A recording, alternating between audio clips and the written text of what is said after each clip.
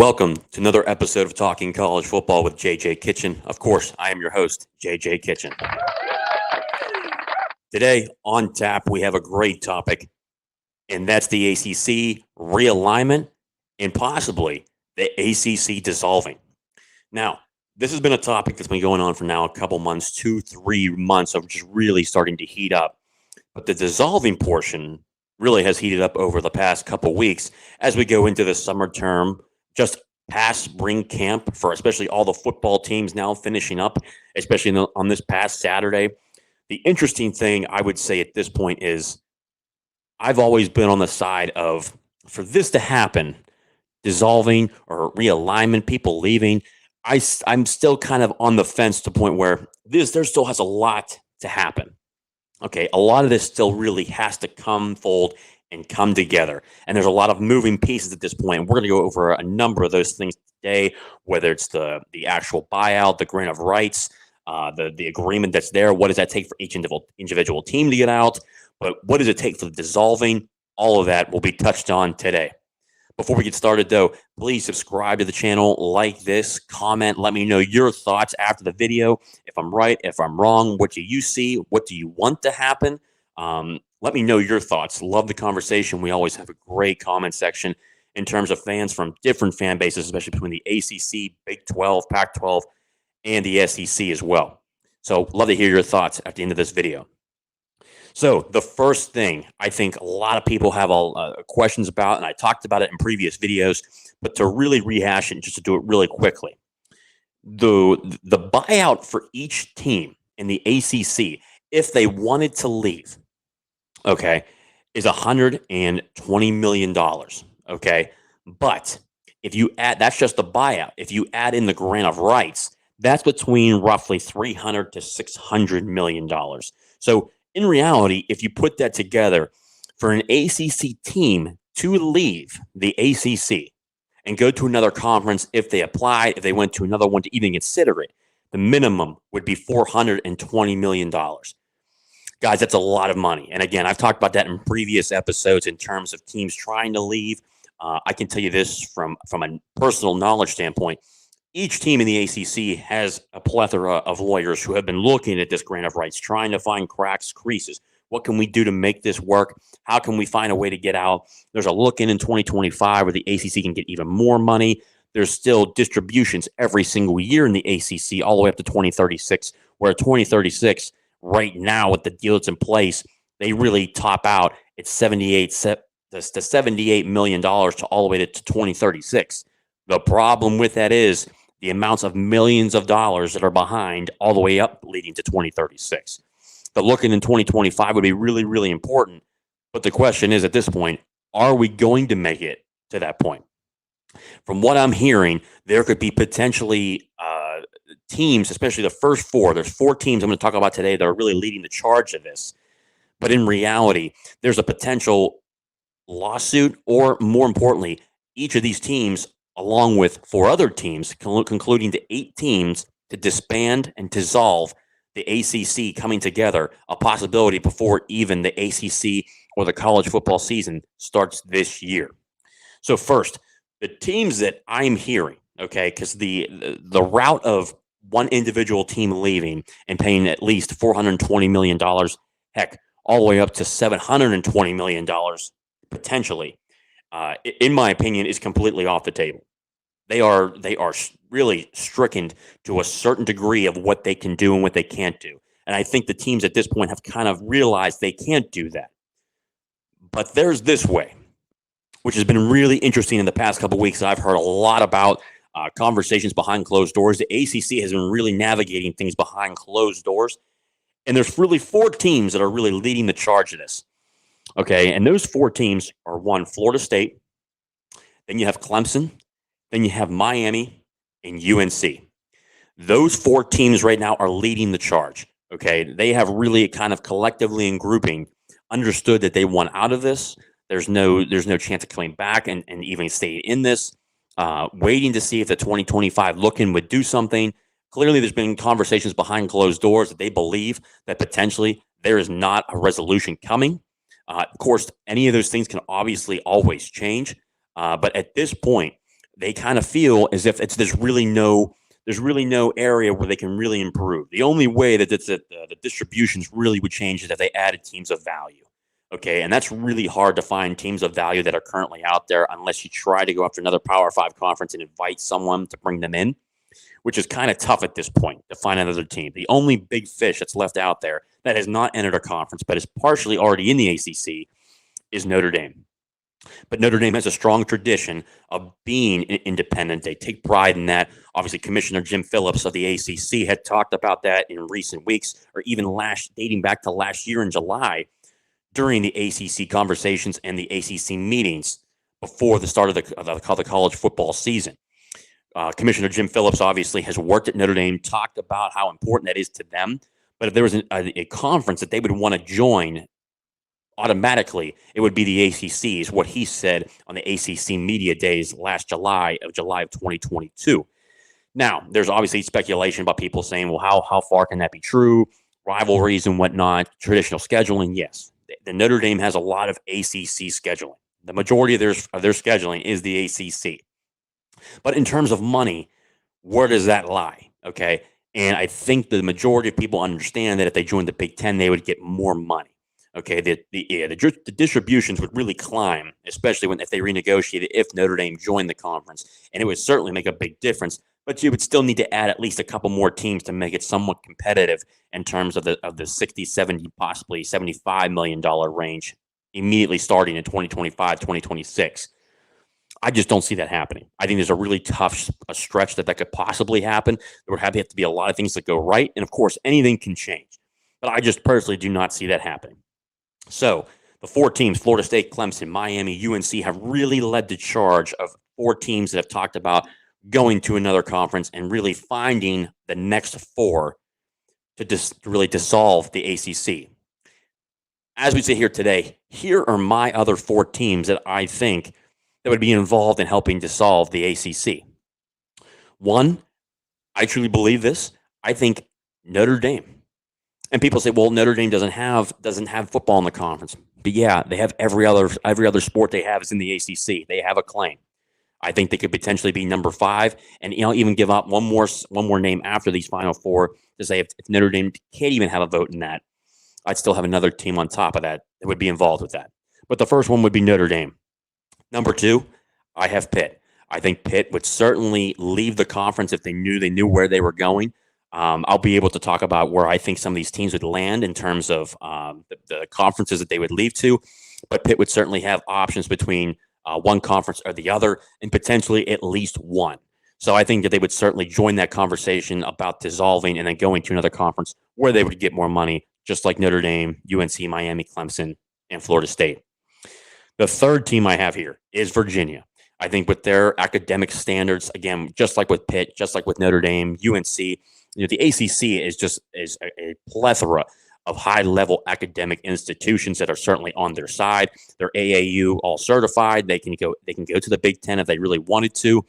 Certainly would go to the SEC, would be one of the top echelon teams in the SEC, but we'll go over where those teams go potentially. The next one, the 4th team I have, would be NC State. I think they're right in the middle where UNC is, and obviously in terms of just North Carolina, South Carolina, Virginia, I think they're just right there in the middle. They can go to multiple different conferences in terms of what could potentially be a fit. And if Notre Dame is not even a team that could potentially be looked at in terms of being out of the conference and being able to have that vote to really decipher, do we have simply 7 or 8 teams here? Does Notre Dame count since they don't have football? They don't have a large portion of what the revenue sharing really is. Well, that other team that I think that's definitely in there is Duke. Obviously, Duke had a good year in football this past year, getting 8 wins, but the majority of people understand where they lie, and that's with basketball. Their basketball program is obviously elite in many ways and many levels. They would certainly have a say, and I think they could be that 4th or even 5th team that says, hey, we'll partner with those top 4 teams. Now, for all this to happen, there has to be an agreement in place saying where these teams would go. There's a lot of things that have to really click together, and it's a very much of a stretch, but there's a possibility in this. That's why I'm bringing up that topic today and why it's so important to understand that the ACC is really on the verge of where if they can really grab these teams, make an agreement with them, say that, hey, we have a potential opportunity to get out of this, go to a conference. These 8 teams can find their way. 9 teams potentially go into a new conference. I think they would do it. And I think when you look at it, Florida State, Clemson, Miami, UNC, Notre Dame, Pitt, Virginia, NC State, and Duke, I think they all have really a high claim on what they really want to do, and they would certainly have suitors. So, in terms of where these teams would go, okay, I think if it let's say in a perfect world, these teams eventually all partner together, the ACC does dissolve. Obviously, there's going to be mayhem between the SEC, the Big Ten, and the Big 12. Obviously, the Big 12 is in a portion right now where there's really one team I think in the Big 12 that would certainly leave to go to the Big 10, and that would be Kansas. I think that the Big 10 has been looking at them for quite a long time in terms of basketball. I think that's a potential that they could leave the Big 12 and go to the Big 10. Besides that, though, the rest of the teams in the Big 12, there's really no value of what could really adjust the SEC in terms of revenue or the Big 10. I think that's why the Big 12 has been looked at as so safe.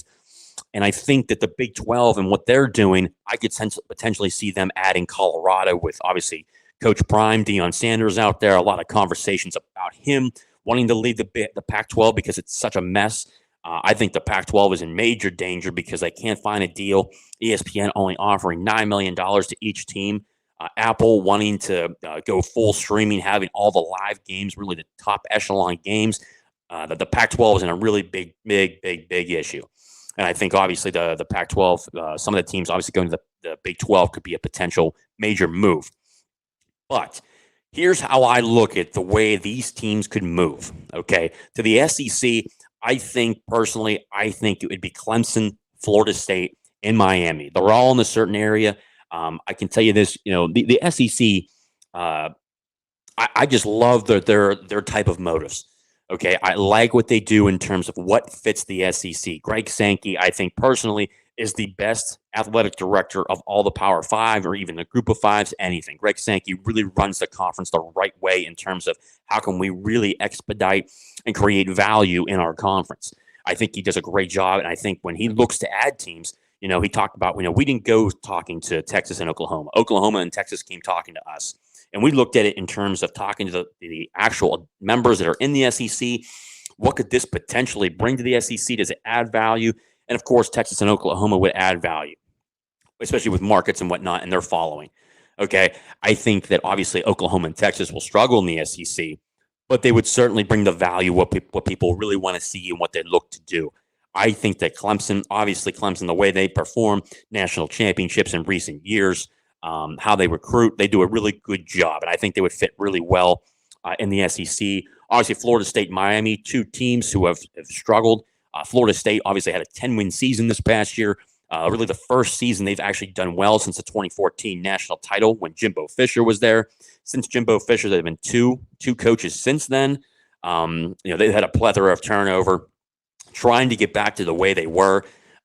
We'll see how Florida State does this year, but obviously Florida State, obviously with the presence, the tradition that they have, I think obviously the SEC, even with some people trying to say, the Big Ten would snag FSU, in heart of hearts, there's just no way in terms of travel, costs and expenses to what goes involved with travel. I don't see Florida State going to the Big Ten. I think in heart of hearts, they can say what they want. If the Big Ten was the only option that was available, they would take it. But I think in heart of hearts, they really where they want to go is the Southeastern Conference, and I think Greg Sankey would invite them there. Same thing with Miami. Obviously, Miami has been, to say lackluster is very, very polite, I think I should say. But it's obviously Miami with the tradition, the U. They always have the glamour, the flash, even though they don't perform well, they don't do well. But they're also in the southern Florida market. When you're in South Florida, especially Miami, it's a huge market. The way population has grown down there, the mass moving that has occurred down there in terms of population, it's a major market, guys. And I think the SEC would love to have that and really add in all those teams. And obviously, you have the rivalry between Florida and Miami. Florida, Miami, and then Florida State all in the same conference. What that could lead to in terms of the rivalries in that conference, I think that would be quite elite, to say the least. When it comes to the Big Ten, I think there's a number of teams to look at here. Obviously, the first one would be Notre Dame. Notre Dame being the big fish. Obviously, I think what people have to realize is that there's going to be a conversation about what really fits better for Notre Dame in terms of what their sports leagues are. Does Notre Dame try to strong arm, or does the Big Ten try to strong arm Notre Dame to say, hey, if you want all of your Olympic sports, basketball, if you want everything in the Big Ten, you got to add football. And if you don't want to add football, then you need to go look at another conference in terms of where you want to put those Olympic sports at. That could really strong arm Notre Dame. I think overall, if the move is to the Big Ten, I think that eventually Notre Dame would need to give up their independent status and join the Big Ten, which would be a massive gain, obviously, for the Big Ten. The other additions I see in the Big Ten, Virginia, UNC, and Duke. Those are ones I think really fit well because they're AAU certified. I think those are teams that are really good. Obviously, Florida, obviously Duke, they're a basketball school. I think football they would considerably struggle in the Big Ten, but when you look at the tradition of what basketball is for Duke, I think it makes a lot of sense. Same thing with UNC. I think UNC had a good past year here. 9 wins, went to the ACC championship game. Obviously, got demolished by Clemson. Not a good look there, but obviously they still have Drake May coming back. I think they're trying to go in the right direction in football. Obviously, they took a major step back in basketball. I think that's hopefully that gets rectified. We'll see what that looks like in the coming years. Obviously, what UNC basketball, the life after Roy Williams, what that looks like. It's been a struggle, obviously, for the first year. We'll see where they go. But I think that would be a great fit for the Big Ten in terms of being able to expand their markets. And then obviously Virginia, another great academic institution. I think that in terms of baseball, basketball, things of that nature, that fits well with the Big Ten. Football again, I think that would struggle. We'll see what they look like, especially with additional revenues. What kind of competitiveness could they bring to the Big Ten? We'll see what they do, but I think Virginia would be a good look in the Big Ten. And the one outlier I do have there is obviously the University of Pittsburgh, Pitt. I think there's a lot between my knowledge and the athletic department. There's obviously a lot of crossover between Pitt and the Big Ten, between personal relationships within the athletic department, also the president, the new chancellor from the University of Minnesota. She was the senior vice president and president of Minnesota, has done a lot in terms of bringing billions of dollars to Minnesota, one of the larger institutions in terms of the academic world. I think, with her leaving the Minnesota and coming to the University of Pittsburgh, there's a lot of connections there. Obviously, athletic director Heather Lyke is well involved with Gene Smith, the athletic director at Ohio State. And along with her working there for 10 plus years, she's also a Michigan alum as well. The absolute connections they have there. The one thing that I look at that could potentially be an issue, which has been an issue in the past, is obviously Penn State blocking Pitt to get into the Big Ten. Obviously, Penn State would not like that. They would not like to play Pitt every single year. I think that's a major issue for them, potentially because of just their recruiting, things of that nature. To where if they lose to Pitt, obviously that's a stain on them. That's how they look at that. Even though Pitt has done well in the past 2 years, Pitt winning 20 games, an ACC championship game, a Heisman Trophy finalist, being ranked in the top 25 to finish the season for consecutive years. Those are things that you look at and you say, hey, there's a potential, really, there's a fit there, especially for rivalries. And you look at the market, and obviously Penn State having the Pittsburgh market as well with alumni that are here. But the majority of Pitt alumni are here in Western Pennsylvania, Northern Pennsylvania as well. So you look at it, I think obviously the rivalry and what that could bring, and obviously Pittsburgh being a very, very good institution in terms of academics, AAU certified. One of the top public universities in the Northeast. That just fits the Big Ten bill. I think that fits really well. In a perfect world, Pitt should be in the Big Ten. But I think just with the relationship, obviously, with Penn State, where does that lie? Things I'm hearing behind closed doors is the relationships could really override that in terms of what conditions and speculations could be pulled into that. Obviously, the SEC worked that out between Texas and Texas A&M. Texas A&M tried to block Texas to join the SEC. We saw how that worked. From what I've been told and from behind the scenes, there are conversations about that as well. Because obviously, in terms of travel too, I think it's just a better look and a much better financial state for Pitt to join the Big Ten. But with Penn State there and potentially blocking it. We just don't know the for certains and the certainties. But I put Pitt really in that limbo where they could join the Big Ten, but I also had them in a list, obviously, for the Big 12 because the Big 12 would certainly take them. And I'll talk about that when we go into the Big 12 as well. But that's all. But it's really where I have Pitt right now in limbo to where they could potentially go to the Big 10 or the Big 12. When it comes to the Big 12, obviously we talked about Pitt going to the Big 10. The Big 12 would certainly take Pitt because one, you look at the really the quad of the Northeast with the Big 12.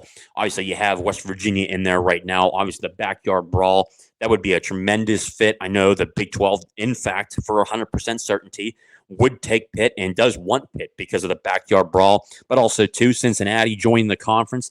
That's a major factor. I think those, in terms of travel, it would certainly help with travel to be able to create a trio. But also, too, you look at a team like potentially other northern teams. I know the Big 12 is really trying to talk to UConn about joining the Big 12 just because of the recent success, especially in basketball, winning a national championship this past year. Obviously, football has been an absolute downturn. Besides this past year, obviously, Jim Mora, the job he's done in his real first year, really trying to regain respectability to that conference has been an uphill battle. But really, in the first year, he did well. I believe he got 6, 7, possibly 8 wins this year. That's a major win, especially for a first-year guy like Jim Mora going in there to try to change the perception because of the lack of financial funds they have, especially at UConn in terms of football. Because obviously, everyone knows UConn and UConn basketball, even back to the Jim Calhoun days. So we'll see what that looks like as it continues to go. But for the Big 12, again, Pitt, Louisville. I think Louisville would be a tremendous fit for the Big 12. I think it's really, you look at where the Big 12 is, I think the travel wouldn't really even be that bad. I think there's a lot of potential rivalries in there, especially with some of the old Big East teams. The same goes for Virginia Tech and Georgia Tech. I think those are two other potential teams that could really go into the Big 12. Again, you look at the terms of travel, West Virginia, Virginia Tech, that's a rivalry right there. Cincinnati, Virginia Tech, that's a rivalry. You look at Virginia Tech and Louisville, but also too, if Pitt was to join that conference and you have that there and you have all the travel that you need right there, whether it's they do any type of pods, if the Big 12 wanted to do pods, there you go right there, and especially if they bring in UConn. That leaves 3 teams that are really left out. And, of course, there's a couple Northeastern teams and then one really just on the coast here. And that's really the 3 teams: Syracuse, Boston College, and Wake Forest. I think Wake Forest, obviously being the smallest Power 5 team currently right now in the Power 5 in terms of enrollment. They're just, again, a small school. I think that the American Conference would be very good for them in terms of what their athletics could bring, their market as well. Obviously, being a very small school, I think the American would look good. And then I think Syracuse and Boston College, I think the Big East. And what they have there right now, say UConn doesn't leave, you add in Syracuse and Boston College, obviously for the basketball portion, but even obviously too for their football conferences. Even potentially, let's say Syracuse and Boston College go to the Big East for basketball, and then the rest of their, or even they have football go to the American Conference. That's something that can be worked out as well too. We'll see what that looks like, but I just think that Wake Forest, Boston College, and Syracuse are really in a bind of where they could potentially go. So that's really where I have it right now. Again, the buyout being $120 million for each team. The grant of rights really bringing 300 to 600 million. So when you look at it overall, again, 420 million to 720 million dollars for a single team to leave the ACC. That's a steep price tag for one team to leave. I think at this point, and where it's leading to at this point, where these teams are, is the fact that dissolving is the best option for the ACC teams to leave if they want to leave. Again, the 4 teams that have really been spearheading this have been Clemson, Florida State, Miami, and UNC. Again, I think when you look at teams in partnering, and they're trying to work those relationships to where they can partner to get these teams to move, I'm telling you, I think between Notre Dame, Pitt, Virginia, NC State, and Duke, I think those are the teams that could really look there. Obviously talked about one team I missed here too, Georgia Tech, obviously, Georgia Tech going to the Big 12, I think would be really good too. But they could potentially go to the SEC because it's that Atlanta market. And obviously, the Georgia Tech rivalry that would be able to renew it. But with Georgia Tech, what kind of value would they bring? I think that's the one team I kind of missed a touch on there. But I think Georgia Tech could go to the Big 12 or the SEC in terms of what the market would look like, especially that Atlanta area. You have the Georgia Tech rivalry there that would work really well. But that's really what I have at this point in terms of those teams and the things that I'm hearing. ACC dissolving is really is really getting a major push. And it's potentially on the table. It's just making these agreements to make sure teams are able to go certain places. That's really where this gets into.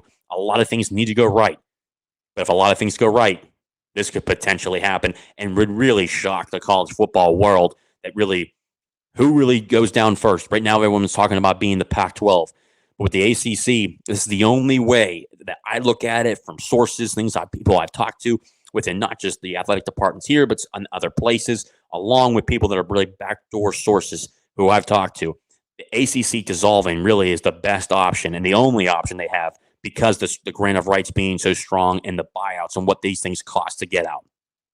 So again, thank you for joining another episode of Talking College Football with JJ Kitchen. Of course, please subscribe to the channel, like, comment. Let me know your thoughts. Where do you want to see your team go from the ACC to another conference?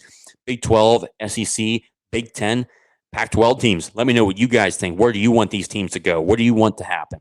Which teams would you add to every conference? What makes the rivalries and really what creates the best scheduling for each conference and which teams really make each conference better than the other? I think right now that would be a great conversation in the comments. We've had a great discussion before. Cannot wait to hear it again. And again, as always, hail to Pitt. But let's see what happens to the ACC. Hope everyone enjoys their night.